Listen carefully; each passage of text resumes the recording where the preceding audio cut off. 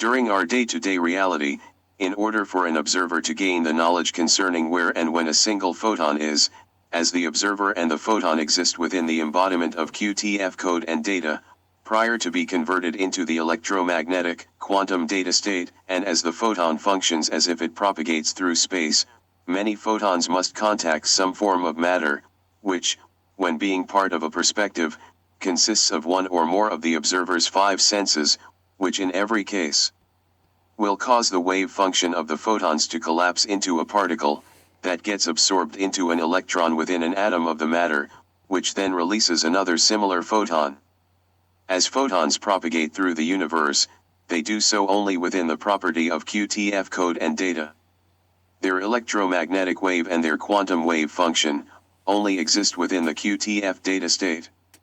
As the electromagnetic wave contacts matter within the QTF data state of the event, the wave will collapse into a point particle, so that all the photon's energy can be absorbed into an electron, within an atom, that is coded to exist within a specific location within space and time, if and when it becomes part of an observer's reality. The specific location where this will occur is consistent with Schrödinger's equation.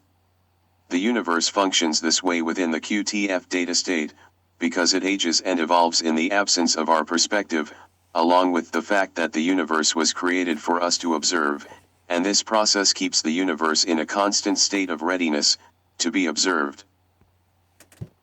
Normally, within our day-to-day reality, as well as within every location in the universe that no one perceives, the wave function of an electromagnetic wave is collapsed, as the wave reaches an object, and the point particle expression of the photon gets absorbed into an electron within an atom in the object or within a gas, which causes another similar photon to be expelled from the atom, within the QTF data state of the event.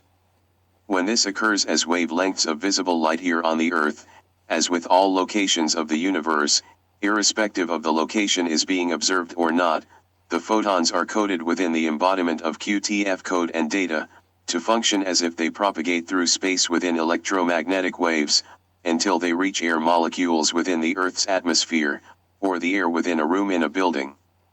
The photon's wave function collapses when it contacts air molecules within the QTF data state of the event, and a photon is absorbed into an atom within the molecule, which also takes place within the QTF data state of the event.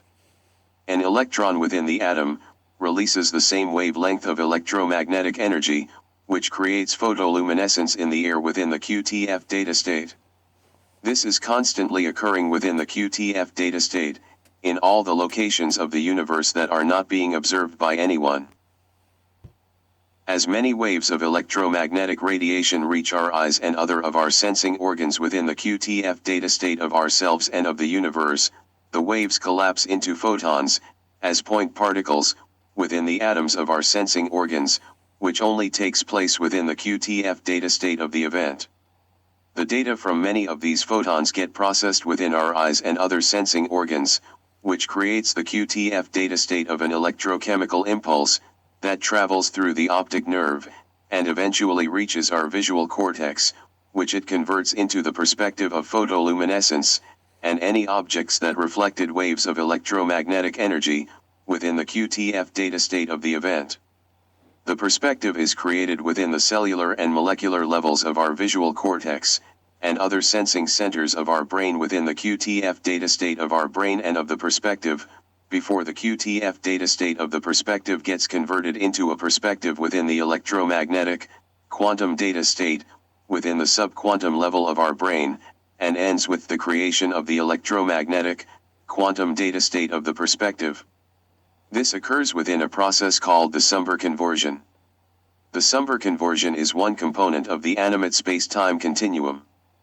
Besides having other functions that are not covered within this presentation, the Sumber conversion is the process that adds the missing QTF code and data to the QTF data state of a perspective from within the subquantum level of an observer's brain, that converts the QTF data state of the perspective into the electromagnetic, quantum data state of the perspective.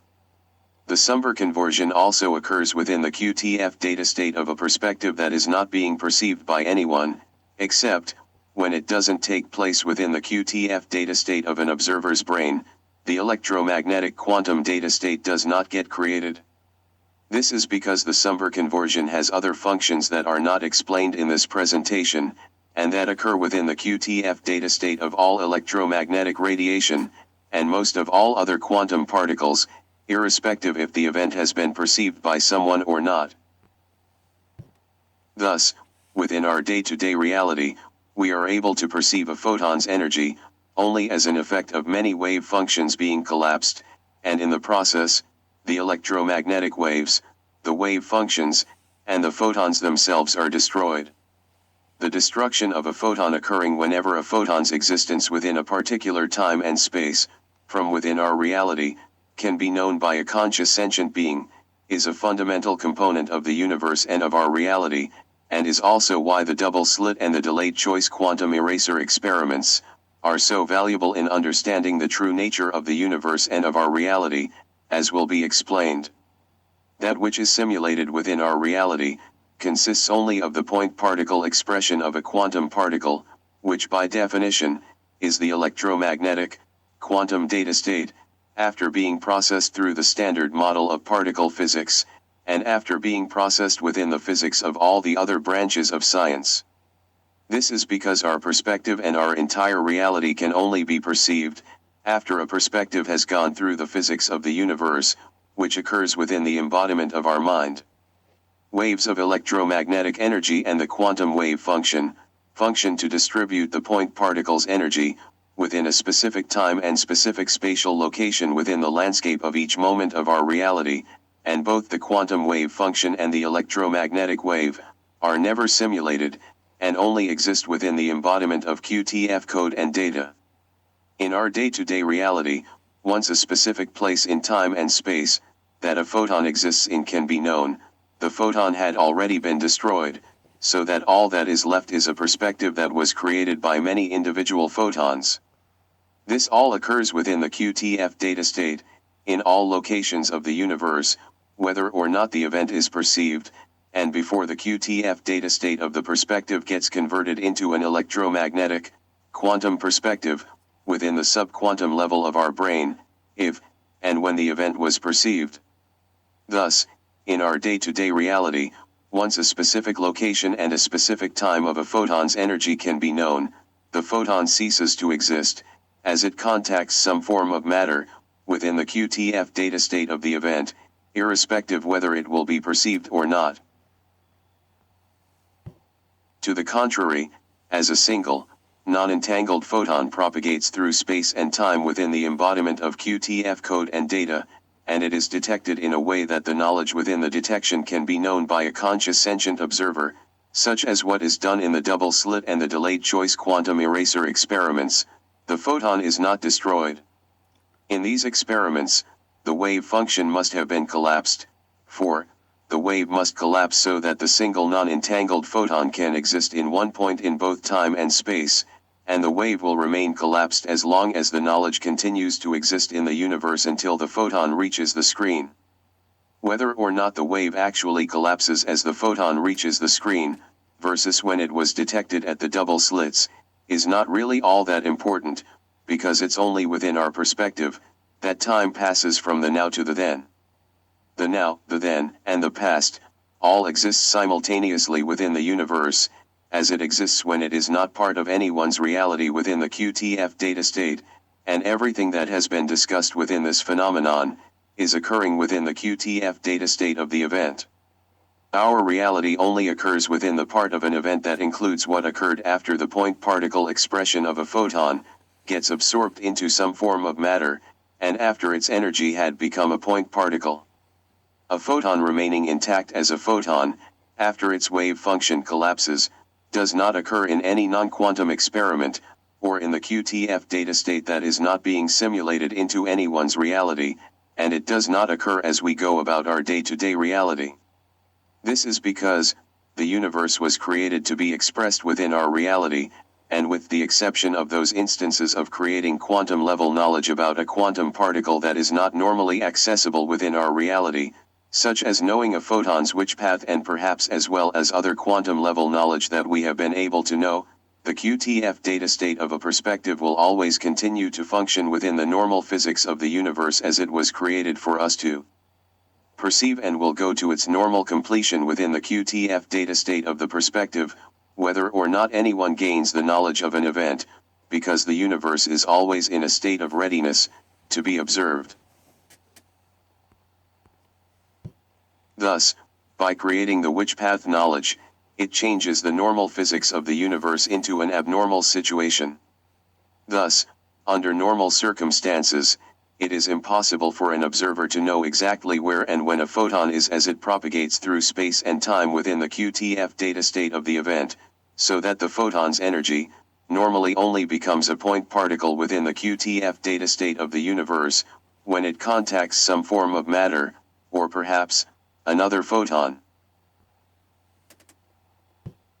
In the double-slit experiment involving one non-entangled photon, once the photon is detected as it propagates through space, as long as the which path knowledge is not impossible to be known by an observer, and the knowledge remains intact until the photon reaches the detector screen at the end of the experiment, the photon's wave function will be collapsed by the time it reaches the screen. In the delayed choice quantum eraser experiment that involves the creation of two entangled photons, the idle photon will either have reached the screen within a wave function or not within a wave function, depending on whether or not the signal photon's which path was known or erased just before it reached the screen, no matter how much longer the signal photon reaches the screen, after the idle photon reached the screen. If the signal photon's which path could be known as it reached the screen, the idle photon's wave function would also be collapsed when it reached the screen.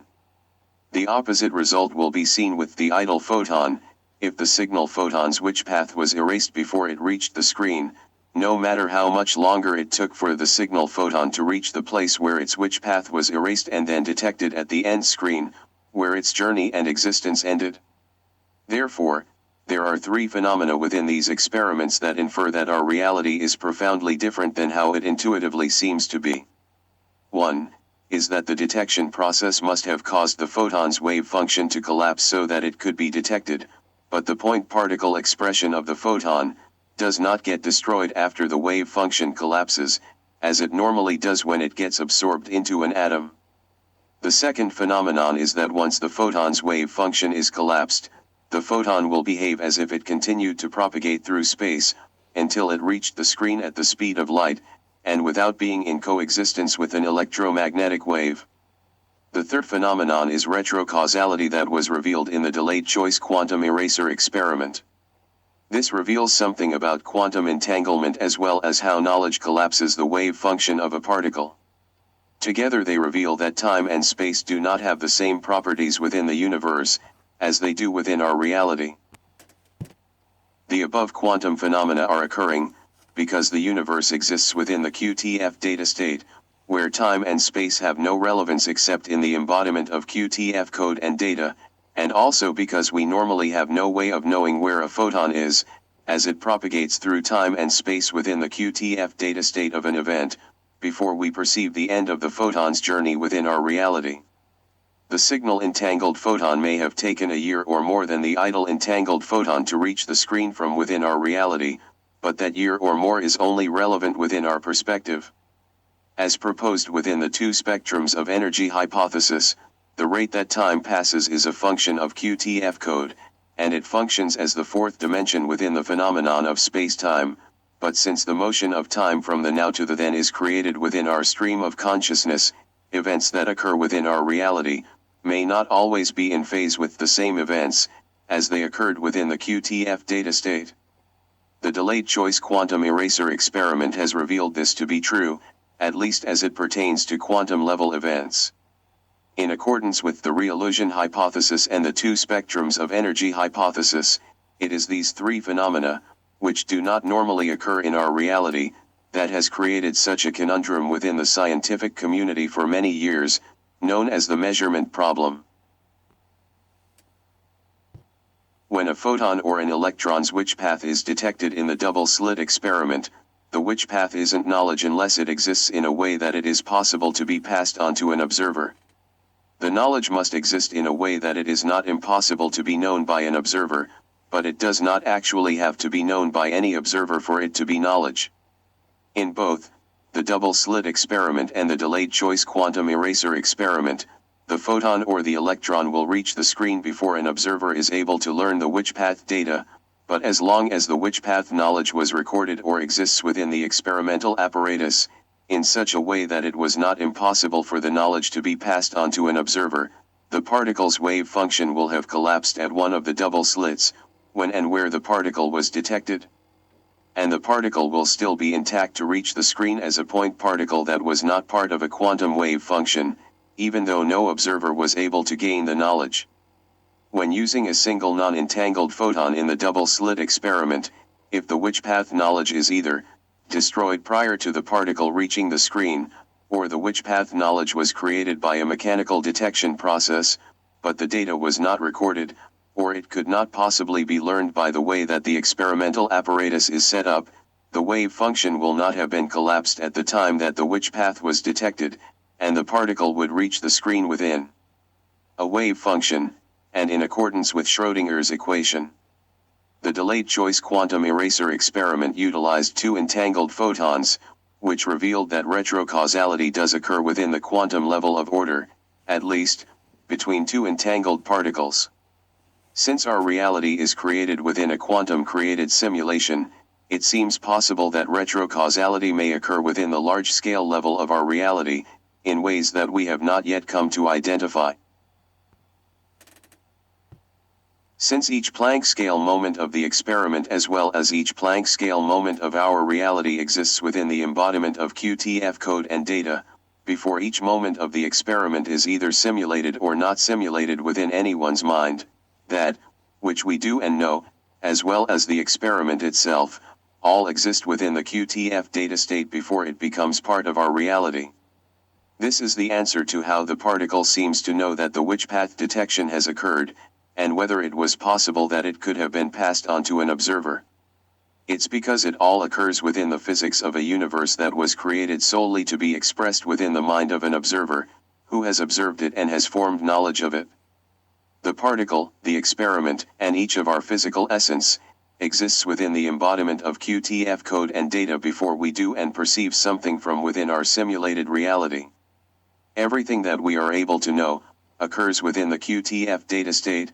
before we consciously know it, so that even though consciousness itself does not exist within the QTF data state, all that we consciously know, has occurred within the QTF data state before we consciously know it, for the purpose of being converted into quantum particles for us to perceive within our reality, if and when we observe it. Add to this that retrocausality has been seen to occur in these experiments, infers that we have just reached the tip of the iceberg, with regard to understanding the universe and our reality. The above reveals that quantum particles and consciousness don't only interact together, but rather, consciousness is a quantum property, and consciousness and that which we perceive are created together within the same process, so that, which we perceive as our reality, and consciousness, are basically the same thing. The four states of reality defines how space, matter, time, electromagnetic energy, and gravity each function and exist within the simulation that creates our reality, and the processes that transform a two-dimensional, non-temporal simulation into our three-dimensional, temporal, large-scale reality. The next part of the presentation will include visual aids for a more in-depth explanation of some of the steps in the re-illusion process. If you would like to contact the author of the Four States of Reality, and the creator of the re-illusion hypothesis and the two spectrums of energy hypothesis, please email thefourstatesofreality@gmail.com. Please proceed to the next part of this presentation.